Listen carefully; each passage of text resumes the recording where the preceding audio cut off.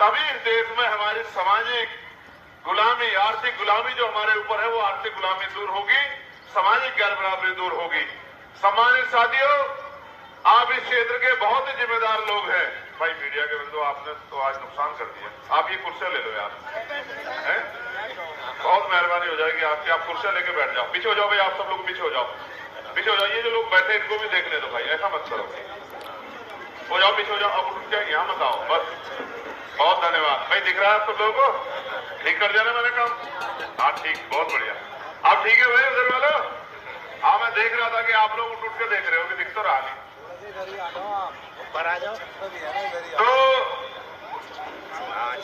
इस देश में जब ये देश अंग्रेजों का गुलाम था, अंग्रेजों के गुलामी के समय 14 अगस्त 1947 को इस देश में हर जाति धर्म के लोगों को इस तरह के अवसर और अधिकार प्राप्त नहीं थे जैसे आज हैं।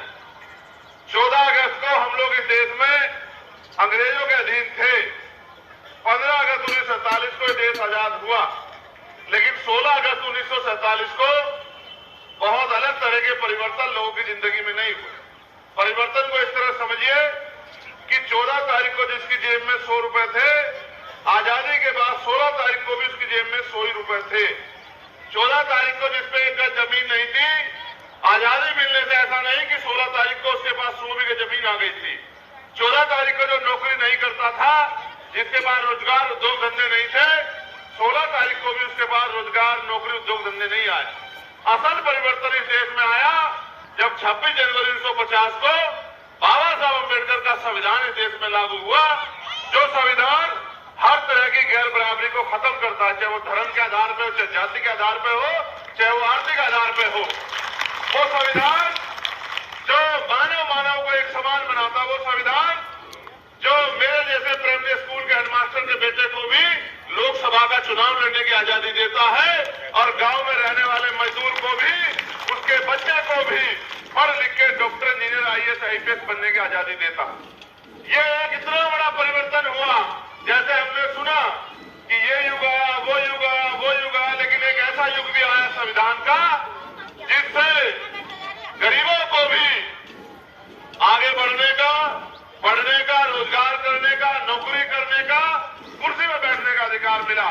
याद करो, संविधान से पहले पाल, प्रजापति, कश्यप, सैनी, मौर्य, शाक्य, कुशवाहा, सैन, विश्वकर्मा, निषाद, मल्ला, चमार, वाल्मीकि, पासी, धोबी, कोरी, खटीक का बच्चा कुर्सी में नहीं बैठ सकता था।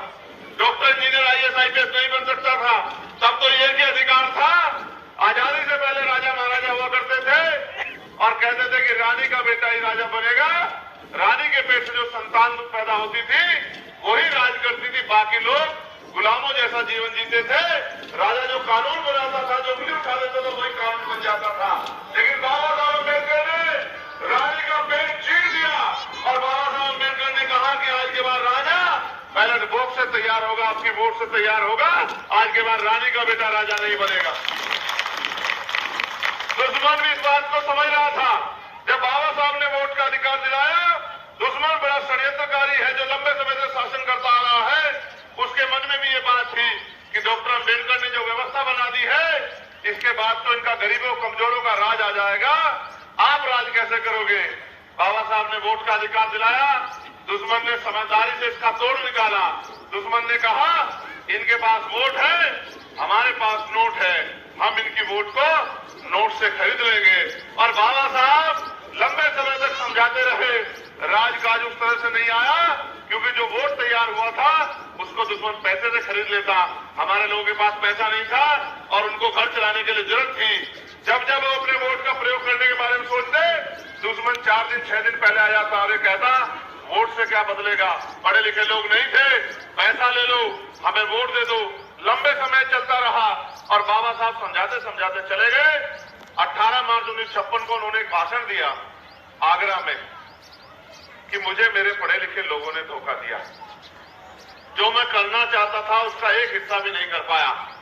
और उन्होंने ये भी कहा मुझे और आपको कि बड़ी मुश्किल से तमाम तरह के अन्याय, अत्याचार, आरोप, मुसीबतें, कठिनाइयां सह के अपने 4-4 बच्चों को कुर्बानी देके मैं इस कारवा को यहां तक लेके आ पाया।